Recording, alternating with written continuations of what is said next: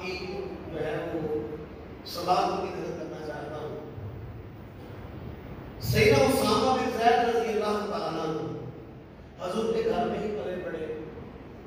سیدنا اسامہ بن زید جو ہے وہ زید بن حارثہ کے بیٹے ہیں، اور زید بن حارثہ جو ہے وہ سیدہ خدیجہ کبریٰ رضی اللہ تعالیٰ عنہا کی طرف سے حضور کو تحفے میں ملے تھے غلام کے طور پر، لیکن حضور نے ان کو آزاد کر دیا اور حضور نے ان کو اپنا متبنہ بنا لیا۔ متبنہ بیٹا، منہ بولا بیٹا۔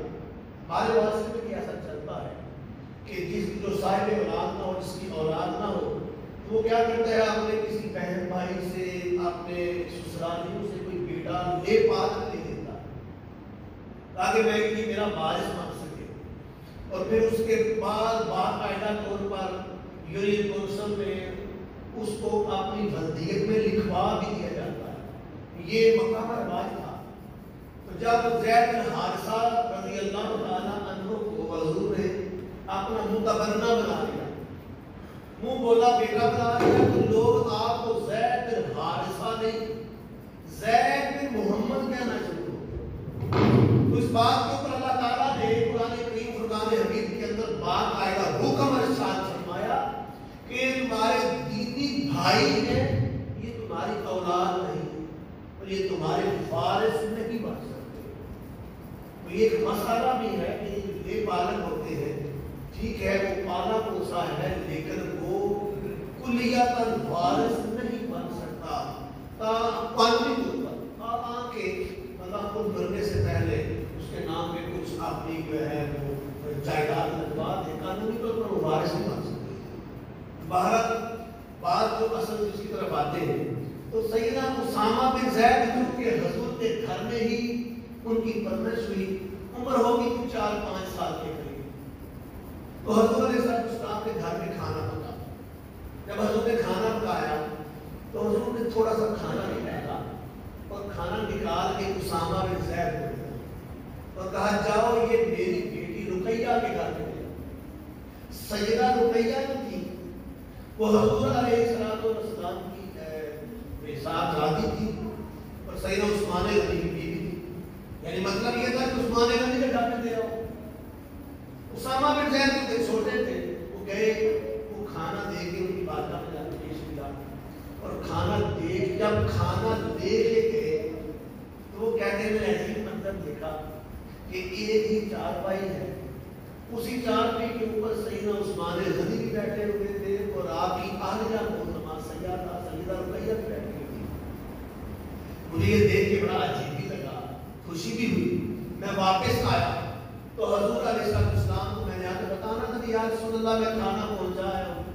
تو کہتے جب میں حضور کی بارگاہ میں آیا اور آ کے بتایا کہ یا رسول اللہ میں کھانا پہنچا آیا ہوں، تو حضور نے کہا کیا تم نے آج تک اتنی خوبصورت جوڑی کوئی دیکھی ہے جتنی عثمان اور رقیہ کی ہے؟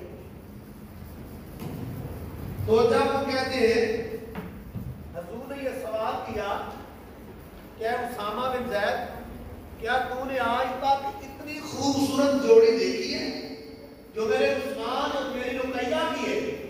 تو کہتے ہیں میں سوچ میں پڑ گیا، پھر میں نے سوچا اس بات کے اوپر کہ ہاں میں نے آج تک اتنی خوبصورت جوڑی نہیں دیکھی کہ جب میں حضرت عثمان کو دیکھتا تھا تو مجھے یوں لگتا تھا کہ وہ اپنے دولہا سے زیادہ خوبصورت ہے، اور حضرت عثمان کو دیکھتا تھا کہ وہ اپنی بیوی سے زیادہ خوبصورت ہے، اور جب میں سیدہ رقیہ کو دیکھتا، ان کی بیوی کو دیکھتا تو یوں لگتا کہ یہ سیدنا عثمان سے زیادہ خوبصورت ہے، یعنی ہر ایک دوسرے سے زیادہ حسین تھا۔ میں نے آج تک اتنی خوبصورت جوڑی نہیں دیکھی۔ تو حضور علیہ السلام سیدنا عثمان سے بڑا پیار فرماتے تھے، اور جب غزوہ بدر ہوا، بدر کا موقع بڑا حساس موقع تھا۔ بدر کے موقع پر صرف 313 صحابہ وہ جنگ کے لیے نکلے، اور جو بدر کا دن ہے جس کو یوم الفرقان کہا ہے قرآن میں، یہ فرق کرنے والا دن ہے، جب سارے کے سارے صحابہ بڑے ذوق اور بڑے شوق کے ساتھ حضور علیہ السلام کے ساتھ جہاد کے لیے نکلے،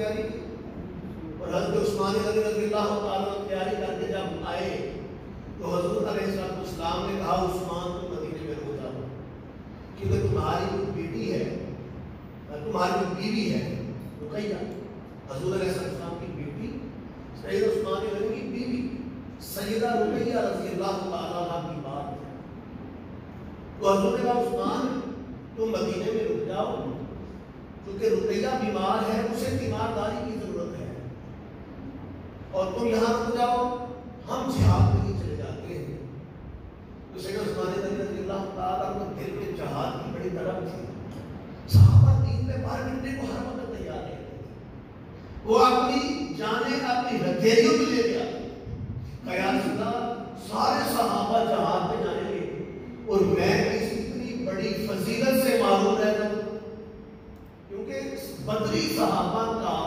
مقام و مرتبہ یہ کہ حضور علیہ السلام نے فرمایا کہ اگر ایک صحابی میرا بدر کا ساتھی وہ ایک مٹھی کے برابر جو صدقہ کرے اتنا مقام دیکھے آپ بڑی خوبصورت بات ہے کہا میرا بدری صحابی ایک مٹھی جو صدقہ کرے اور غیر بدری جس نے بدر میں حصہ نہیں دیا وہ احد پہاڑ کے برابر سونا اللہ کی راہ میں خرچ کرے ڈیفرنس دیکھیں آپ فرق دیکھیں بدر کے صحابہ کا مقام دیکھیں کہا میرے بدر کے صحابہ میں سے کوئی صحابی صرف ایک مٹھی جو وہ اللہ کی راہ میں خرچ کرے اور ایک غیر بدری صحابی جو احد پہاڑ ہے اس کے برابر سونا اللہ کی راہ میں خرچ کرے تو پھر بھی میرے بدری صحابی کے وہ ایک مٹھی جو کی قدر و قیمت اللہ کی نگاہ میں زیادہ ہے اس کا اجر زیادہ ہے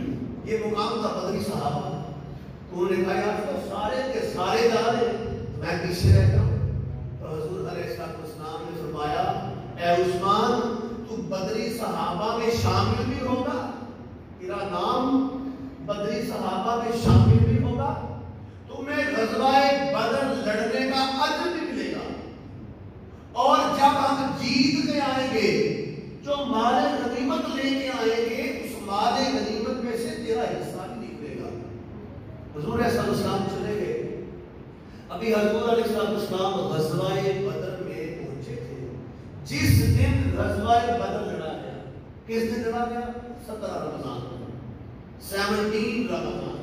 17 رمضان کو غزوہ بدر ہوا اسی دن سیدہ رقیہ رضی اللہ تعالی عنہا آپ کا وصال ہوا حضور کی نگاہ نبوت بڑی قریب تھی کہ میری بیٹی کے ساتھ آ جائے گی اور اسی لیے سیدنا عثمان کو رکنے کا حکم دیا کہ عثمان کو رک جاؤ تیمارداری کرو تم نے تجہیز و تکفین کرنی ہے میری بیٹی کو تم نے دفن کرنا ہے ان کے کفن دفن کا انتظام کرنا ہے سید عثمان رک گئے جب غزوہ بدر کامیاب ہو گیا صحابہ واپس آ گئے لوگوں نے آ کے تعزیت بھی کی حضور سے بھی تعزیت کی سیدنا عثمان سے بھی تعزیت کی اب سیدنا عثمان غنی رضی اللہ تعالیٰ عنہ کی کوئی بیوی اس وقت نہیں تھی تو اس وقت سیدنا فاروق اعظم عمر بن خطاب رضی اللہ تعالیٰ عنہ آپ نے خدا کی آفر کی کہا عثمان تمہاری بیوی انتقال کر رہی ہے اب تم اکیلے ہو تنہا ہو تو میں اپنی بیٹی حفصہ وہ تمہیں آفر کرتا ہوں پیشکش کرتا ہوں کہ تم اس سے نکاح کر اب سیدنا فاروق اعظم کا بڑا سٹیٹس تھا اب مکے کے سرداروں میں سے تھے اور بڑے جلیل القدر اور حضور کے قریبی ترین صحابہ میں سے تھے آپ نے خدا کی آفر بھی کی تو سیدنا عثمان غنی رضی اللہ تعالیٰ عنہ آپ نے کہا میں سوچ کے بتاؤں بات دفعہ ہو گئی 2 مہینے گزر گئے اب سیدنا فاروق اعظم کے دل میں زوم آیا خیال آیا کہ میں نے عثمان کو اتنی بڑی آفر کی خود چل کے ان کے دروازے پہ گیا یہ بہت بڑی بات تھی لیکن عثمان نے مجھے جواب ہی نہیں دیا چپ ساتھ لی ہے یہ شکوہ نہیں کہ جناب سیدنا فاروق اعظم حضور تاجدار کائنات علیہ السلام کی بارگاہ میں آئے یا رسول اللہ میں نے عثمان کو آفر کی ہے پیشکش کی ہے عثمان خاموش ہو گیا تو حضور علیہ السلام نے کہا عمر تمہاری بیٹی حفصہ کو اللہ تعالیٰ عثمان سے بہتر خامد عطا کرے گا، اور عثمان کو اللہ کریم تمہاری بیٹی حفصہ سے بہتر خاتون عطا کرے گا۔ دو باتیں، کیونکہ سیدنا عثمان غنی کا بھی نکاح ہونا باقی تھا اور ادھر سیدنا فاطمہ کی بیٹی حفصہ کا نکاح، تو دو باتیں کہا عمر اللہ تعالیٰ عثمان کو تیری بیٹی حفصہ سے بہتر خاتون عطا کرے گا، اور ادھر فرمایا کہ عثمان کو اللہ تعالیٰ تیری بیٹی حفصہ سے بہتر خاتون عطا کرے گا اور حفصہ کو عثمان سے افضل اور اعلیٰ خامد عطا کرے گا۔ فاروق اعظم خاموش ہو کے آگے کچھ ہی دنوں کے بعد حضور علیہ السلام نے اپنی دوسری بیٹی سیدہ ام کلثوم کا رشتہ سیدنا عثمان غنی سے کر دیا۔ تو اب یہ بات تو ثابت ہو گئی کہ سیدہ حفصہ سے بیٹی ہونے کے ناطے، سیدہ حفصہ بیٹی ہے سیدنا فاروق اعظم کی، اور سیدہ ام کلثوم بیٹی ہے حضور تاجدار کائنات کی۔ تو اس حوالے سے دیکھا جائے تو یہ بات تو ان کی سمجھ میں آ گئی کہ عثمان کو اللہ تعالیٰ نے حفصہ سے اچھی بیوی عطا کر دی ہے۔ اب اس انتظار میں تھے، دیکھتے تھے مدینہ میں عثمان سے افضل تو کوئی نہیں، عثمان تو بڑے اعلیٰ ہیں، عثمان تو بڑے افضل ہیں، بڑے اچھے انسان ہیں، تو ان سے افضل تو کوئی نہیں۔ اب میری بیٹی کو عثمان سے بھی افضل حضور نے بشارت دی تھی اللہ خامد عطا کرے گا، یہ میری بات سمجھ سے بالا بار ہے۔ تو ابھی چند دن اور انتظار کیا تو حضور علیہ السلام نے پیغام نکاح بھجوایا کہ اے عمر میں چاہتا ہوں تیری بیٹی حفصہ سے خود نکاح کر۔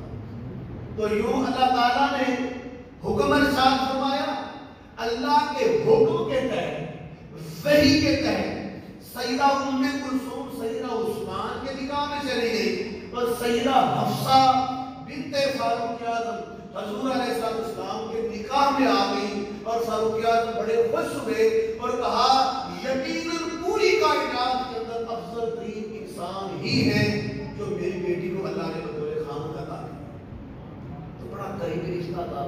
اور دیکھیں آپ خلفائے راشدین کو کہ 4 خلفاء ہیں حضور کے، جو جن کو ہم خلفائے راشدین کہتے ہیں، 4 خلفاء ہیں۔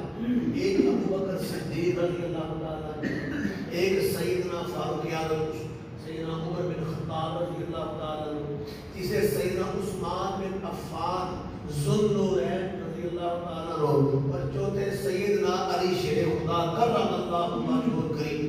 4 خلفاء ہیں، اور چاروں کے چاروں خلفاء حضور کے بڑے قریبی رشتہ دار ہیں، بڑے قریبی رشتہ دار۔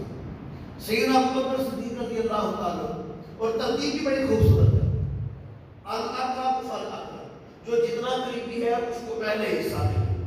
سب سے پہلے سیدنا ابو بکر صدیق رضی اللہ تعالیٰ حضور کے سسر ہیں، آپ کی بیٹی سیدہ عائشہ صدیقہ رضی اللہ تعالیٰ عنہ وہ حضور کے نکاح میں۔ تو پہلے خلیفہ بنے جناب ابو بکر صدیق، دوسرے خلیفہ ہیں جناب سیدنا فاروق اعظم عمر بن خطاب رضی اللہ تعالیٰ عنہ، آپ کی بیٹی سیدہ حفصہ حضور کے نکاح میں۔ تو ابو بکر بھی حضور کے سسر بن گئے اور عمر بھی حضور کے سسر بن گئے۔ اب 2 حضور کے خلفاء رہ گئے، حضور کے 2 یار رہ گئے، ایک عثمان ہے ایک علی ہے۔ تو عثمان رضی اللہ تعالیٰ عنہ کے نکاح میں حضور کی 2 بیٹیاں ہیں، ایک سیدہ رقیہ اور ایک سیدہ ام کلثوم۔ تو ان کو تیسرا نمبر ملا خلافت میں، اور سیدنا علی شیر خدا رضی اللہ تعالیٰ عنہ آپ کے نکاح میں حضور کی ایک بیٹی سیدہ فاطمہ الزہرا سلام اللہ علیہ اجمعین، تو آپ کو چوتھے نمبر پہ خلافت کا حق ملا، اور یوں یہ ترتیب حضور کی ہی ہے بات۔ اور سیدنا عثمان بڑا پیارا خوبصورت واقعہ ہے کہ حضور علیہ السلام ایک باغ میں تشریف فرما تھے، باغ کے درمیان کے اندر ایک کنواں تھا، اس کنویں کے اندر حضور ٹانگیں لٹکا کے اس کی منڈیر میں بیٹھ گئے، اس پہ حضور بیٹھ گئے اور آپ نے جو ٹانگیں تھی حضور علیہ السلام نے وہ کنویں کے اندر لٹکا دی، اور وہاں پہ حضرت ابو موسیٰ اشعری رضی اللہ تعالیٰ عنہ نے کہا ابو موسیٰ جو بندہ بھی آئے پہلے مجھ سے پوچھنا، پھر اجازت لینا، پھر اسے اندر آنے دینا۔ اتنے میں باغ کے دروازے میں سیدنا ابو بکر صدیق رضی اللہ تعالیٰ عنہ تشریف، انہوں نے آ کے پوچھا یا رسول اللہ ابو بکر صدیق تشریف لائے ہیں، تو حضرت علیہ السلام نے کہا کہ ابو بکر کو اجازت ہے اور انہیں بشارت دے دینا کہ ابو بکر جنتی ہے۔ زبان رسالت سے بشارتیں بار بار آپ اندر تشریف لے آئے۔ تھوڑی دیر کے بعد پھر ابو موسیٰ اشعری آئے، کہا یا رسول اللہ عمر آئے ہیں، کہا جاؤ انہیں بھی اجازت دے دو اور انہیں بھی کہو کہ وہ بھی جنتی ہے، انہیں بھی جنت کی بشارت عطا فرما دی۔ وہ بھی تشریف لے آئے۔ ابو بکر حضور کی ایک سائڈ پہ آ کے بیٹھ کے بڑھے تھے اور اپنی ٹانگیں انہوں نے بھی کنویں کے اندر لٹکا دی، دوسری سائڈ پہ آ کے حضرت عمر فاروق بیٹھ گئے، انہوں نے بھی اپنی ٹانگیں جو تھی وہ کنویں کے اندر لٹکا دی۔ اب دائیں بائیں ابو بکر اور عمر بیٹھ گئے۔ اب پھر ابو موسیٰ اشعری آئے، کہا یا رسول اللہ عثمان آئے ہیں، تو حضور علیہ السلام نے کہا عثمان کو بھی بلا لو اور عثمان کو بھی بشارت دے دو کہ وہ بھی جنتی ہے۔ چلو عثمان بھی تشریف لے آئے۔ اب دائیں بائیں کو ابو بکر اور عمر بیٹھے ہوئے تھے، تو جو ہی سیدنا عثمان نے جب تشریف لائے وہاں تو جگہ نہیں تھی، تو حضور کے بالکل اپوزٹ سائڈ پہ سامنے منڈیر پہ آ کے بیٹھ گئے اور آپ نے بھی اپنی ٹانگیں جو تھی وہ کنویں میں لٹکا دی، اور یوں یہ تین اصحاب اور حضور علیہ السلام کنویں پہ بیٹھ گئے۔ محدثین نے اس کی بڑی خوبصورت تشریح کی ہے، کہتے ہیں جس طرح منڈیر کے اوپر صحابہ بیٹھے اور حضور نے جنت کی بشارتیں عطا کی، اس دنیا میں بھی یہ ترتیب رہی، اور جب حضور دنیا سے پردہ فرما گئے تو حضور کے ساتھ پہلی قبر بنی جناب سیدنا ابو بکر صدیق کی، پھر ان کے ساتھ دوسری قبر بنی سیدنا عمر بن خطاب رضی اللہ عنہ کی، یہ دونوں ساتھ تھے، اس لیے کیونکہ منڈیر کے سامنے بیٹھے تھے سیدنا عثمان غنی، تو ان کی قبر بالکل حضور کے قدموں میں آگے جنت اور بقیع میں، اور یہی ترتیب حضور نے قائم کی۔ اور ایک دفعہ عید کا موقع تھا، سیدہ عائشہ صدیقہ رضی اللہ تعالی عنہ آپ نے عرض کی یا رسول اللہ عید کا موقع ہے، عید کے موقع پہ ہمارے گھر میں کھانا بنتا ہے، غرباء آتے ہیں، مساکین آتے ہیں، یتیما آتے ہیں، آگے کھانے کھاتے ہیں، تو یا رسول اللہ کچھ بندوبست فرما دے تاکہ کھانا پکایا جا سکے، لیکن مسائل اتنے نہیں تھے۔ حضور خاموش ہو، عید کا دن آ گیا، حضور عید پڑھانے کے لیے مسجد میں تشریف لے گئے۔ جب حضور مسجد میں تشریف لے گئے تو اور حضور نماز پڑھا کے واپس آئے تو کھانا پکا ہوا تھا، لوگ کھانا لے کے بھی جا رہے تھے، کھا بھی رہے تھے، تو حضور نے پوچھا عائشہ اس کھانے کا اہتمام کیسے ہوا، یہ کھانا کہاں سے آیا؟ تو عرض کی یا رسول اللہ جب آپ مسجد کے لیے تشریف لے گئے تو جناب سیدنا عثمان غنی آئے تھے، آپ کے دوست عثمان آئے تھے، اور وہ ایک اونٹ سامان سے لدا ہوا اہل بیت کو آپ کے گھر کو تحفہ دے کے گئے تھے عید کا، اسی کو ہم نے پکایا، اسی کو ہم نے پکا کے غرباء میں تقسیم کیا۔ جب حضور نے سنا تو حضور نے دفعتاً اپنے ہاتھ اٹھائے اور ہاتھ اٹھا کے دعا کی، اے اللہ عثمان کے لیے اس کا حساب بڑا آسان کر اور عثمان کو جنت عطا۔ تو حضور کی زبان نبوت سے 11 مرتبہ 11 ٹائم سیدنا عثمان غنی کو جنت کی بشارت ملی، اور سیدنا عثمان غنی جیسے میرے جمعہ مبارک میں نے گزارش کی تھی کہ آپ نے ہی وہ جو بیر روما تھا وہ 10,000 دینار میں اس یہودی سے خرید کے مسلمانوں کے لیے وقف کیا تھا، اور یہ جو جنت اپنا مسجد نبی شریف ہے اس کی جگہ لے کر تو دی تھی سیدنا ابو بکر صدیق نے، یہ 2 یتیم بچوں کی ملکیت تھی، حضور نے چاہا کہ میں یہاں مسجد نبی بنا لوں، تو یہ مسجد نبی کی جگہ یہ سیدنا ابو بکر صدیق نے خرید کے دی تھی یہاں پہ مسجد بنانے کے لیے، لیکن چھوٹی تھی۔ جب سیدنا عثمان غنی کا دور آیا تو اسلام بہت پھیلا، بڑی وسیع پیمانے پر، بڑی فتوحات۔ سیدنا عمر کے دور میں 22 لاکھ مربع میل تھا، لیکن سیدنا عثمان غنی کے دور میں 44 لاکھ 44 لاکھ مربع میل ہو گئے۔ اتنا اسلام پھیل گیا۔ یہ رشیا کے علاقے، ازبکستان، یہ قازقستان، ترکمانستان، یہ سارے سیدنا عثمان غنی کے دور میں فتح ہوئے۔ بلکہ یہ سمرقند کا علاقہ ہے ازبکستان کے اندر، ان کا شہر ہے سمرقند۔ سمرقند میں تو صحابہ کی قبریں بھی موجود ہیں جو فتوحات کے لیے یہاں تشریف لائے تھے۔ اور قسم بن عباس کی وہاں قبر ہے۔ قسم بن عباس حضور کے چچا لال بھائی ہیں۔ عبداللہ ابن عباس ایک بھائی کا نام، بہت بڑے محدث اور مفسر تھے۔ عبید اللہ ابن عباس، اور تیسرے بھائی کا نام ہے قسم بن عباس۔ اور قسم بن عباس جو تھے، حضور علیہ السلام نے فرمایا تھا کہ لوگوں میں سب سے زیادہ میری شکل اور میرے اخلاق کے مشابہ قسم بن عباس ہیں، وہ اپنے ساتھ ہیں۔ تو آپ کی قبر وہاں سمرقند میں، تو یہ سارے علاقے سیدنا عثمان کے دور میں فتح ہوئے۔ سیدنا عثمان رضی اللہ عنہ کے علاقے جو دور حکومت ہے، اس میں ایک تو اسلامی حکومت بہت پھیلی، یہ افریقہ کے بہت علاقے فتح ہوئے، رشیا کے علاقے فتح ہوئے، چائنا تک اسلام پہنچ گیا۔ تو چونکہ بہت زیادہ ایکسپینشن ہوئی، بڑی وسعت ملی، تو اس وقت لوگ دور دراز سے مسجد نبوی کی زیارت کے لیے جاتے تھے، تو مسجد کی جگہ چھوٹی تھی۔ تو اس وقت سیدنا عثمان غنی رضی اللہ تعالیٰ نے اپنی جیب سے پیسے خرچ کر کے مسجد کے لیے مکانات خریدے اور مسجد نبوی کو توسیع کی، بہت بڑے پیمانے پر نکلا ہے۔ اسی طرح یہ جو آج ہم قرآن پڑھتے ہیں، حضور علیہ السلام نے 7 قرأتیں عطا کی، 7 قرأت۔ بہت سے قراء ایسے ہیں جو 7 کی 7 قرأتیں ہیں، لیکن جب اسلام پھیلا تو بڑے پیمانے پر پھیلا، عرب سے نکلا، عجم میں بھی آ گیا۔ اب ہر جگہ لوگ اپنے اپنے اسٹائل سے پڑھنا شروع ہو گئے، کوئی کسی رات کے ساتھ پڑھنے لگ پڑا، کوئی کسی رات کے ساتھ پڑھنے لگا۔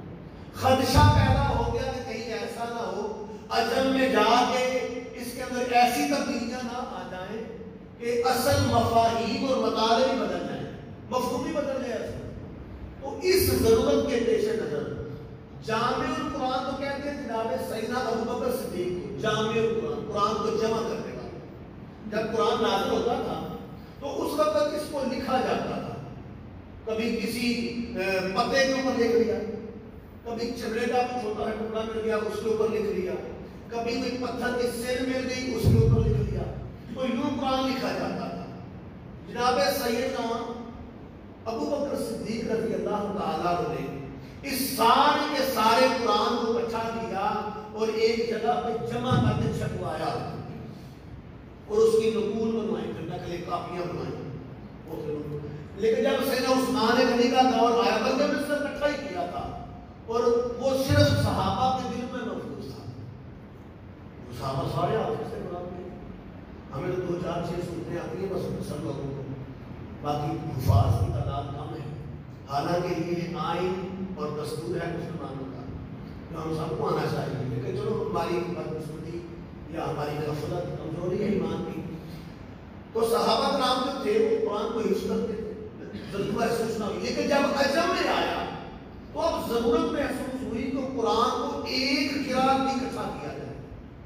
تو پھر یہ سیدنا عثمان غنی کا اعزاز ہے کہ حضرت سیدنا عثمان غنی رضی اللہ تعالیٰ عنہ نے قرآن کو اکٹھا کیا اور چمڑے کے پرت لے کے چمڑے کے پرتوں کے اوپر لکھوایا، پوری کاپی بن گئی۔ پھر اس کی 7 کاپیاں بنائی تھی۔ اس وقت مسلمانوں کی جو حکومت تھی اس کے 7 بڑے صوبے تھے پوری دنیا کے اندر، 44 لاکھ مربع میل کے اوپر پھیلا ہوا تھا، 7 صوبے تھے۔ ان 7 صوبوں کے اندر ایک ایک کاپی بھجوائی۔ ان میں آج بھی کچھ کاپیاں محفوظ شکل میں ہیں، بلکہ ایک کاپی آکسفورڈ میں پڑی ہوئی ہے لائبریری کے اندر لندن میں، اور فرانس میں یہ کاپی پڑی ہوئی ہے۔ اسی طرح ایک کاپی اس کی مصر ازہر یونیورسٹی کے اندر لائبریری میں پڑی ہوئی ہے، اس کی کاپیاں آج بھی موجود ہیں، ان کو محفوظ کر لیا گیا، کچھ کاپیاں ظاہر ہو گئی تو آج بھی۔ تو آپ ناشر القرآن ہیں، قرآن کو پھیلانے والے ہیں، اور آج جو ساری دنیا کے اندر مسلمان ایک قرات پہ ہیں، یہ اعزاز سیدنا عثمان کو ملتا ہے کہ آپ نے مسلمانوں کو ایک قرات میں اکٹھا کر دیا۔ ایک گورنر تھے مصر کے علاقے کے، وہ بڑے سخت تھے، جو آپ کی شہادت کی وجوہات میں بڑے سخت تھے۔ تو وہاں سے کچھ لوگ مصر سے شکایت لے کے آئے کہ آپ ہمارا گورنر چینج کر دیں۔ اب یہ جو شکایتیں بھی آ رہی ہیں، اس کے پیچھے بھی سازشیں ہیں۔ عبداللہ ابن سبا نام کا ایک یہودی تھا، اس نے اسلام کا لبادہ اڑ لیا اور وہ مسلمانوں کے مختلف شہروں میں گھومتا رہتا اور وہ لوگوں کو ورغلاتا تھا، لوگوں کے دلوں کے اندر انتشار پیدا کرتا، کہتا کہ خلافت کے حقدار تو قریش والے بنو ہاشم ہے، خلافت کے حقدار بنو ہاشم ہے، حضور کا خاندان ہے، یہ بنو امیہ والے کیوں آگے خلیفہ بن گئے؟ یہ اس طرح کی باتیں پھیلاتا رہتا تھا، شہر شہر گھومتا تھا۔ تو اسی وجہ سے انتشار پیدا ہوا۔ کچھ لوگ مصر سے چلے، وہ 150 کے قریب لوگ تھے، کچھ زیادہ بھی نہیں، وہ مدینہ طیبہ آ گئے اور انہوں نے آگے کہا کہ ہمارا گورنر ٹھیک نہیں ہے، آپ ہمارا گورنر تبدیل کر دیں۔ جب یہ کہتے ہیں رجیم چینج ہو رہے ہیں، جیسے رجیم چینج نہ ہو، تو وہ شکایتیں آئیں تو سیدنا عثمان غنی رضی اللہ تعالیٰ عنہ ٹھیک ہے مشاورت کرتے، جو بڑی مجلس شورا تھی، جو بڑے صحابہ تھے، قرات سے اس میں سیدنا علی رضی اللہ تعالیٰ تھے، زبیر بن عوام تھے اور سعد بن ابی وقاص تھے، اور اس طرح کے تمام صحابہ کو اکٹھا کیا، عبدالرحمن بن عوف ان کو اکٹھا کیا، اکٹھا کے کہا جی یہ مسئلہ ہے، کیا کریں؟ تو جو جتنے بھی جلیل القدر بڑے صحابہ تھے وہ مدینہ میں رہتے تھے، سیدنا عثمان غنی کے وزراء میں، مشیروں کے اندر، یہ باہر نہیں جاتا تھا، باہر ینگسٹر کو بھیجا جاتا تھا زیادہ تر۔ تو نام سامنے آیا محمد بن ابو بکر کا، ابو بکر صدیق رضی اللہ عنہ کے بیٹے جن کا نام تھا محمد بن ابو بکر کا سامنے نام آیا کہ مدینہ میں اس وقت جو زبردست حکمت عملی رکھنے والا، سوجھ بوجھ رکھنے والا، کمانڈ رکھنے والا، سیاسی بصیرت رکھنے والا انسان ہے، وہ محمد بن ابو بکر ہے۔ آپ ان کو گورنر بنا کے بھیج دیں۔ آپ نے جب ان کو نامزد کیا تو آپ اپنے ساتھ کچھ لوگوں کو لے کے نکلے۔ جب لے کے نکلے تو ایک جگہ پہ پڑاؤ ڈالا تو دیکھا ایک حبشی ہے، اونٹنی کے اوپر بڑا سر پٹ دوڑاتا ہوا وہاں سے گزر رہا ہے۔ انہوں نے پکڑ لیا اسے، انہیں شک گزرا کہ یہ بندہ کوئی گورنر ہے۔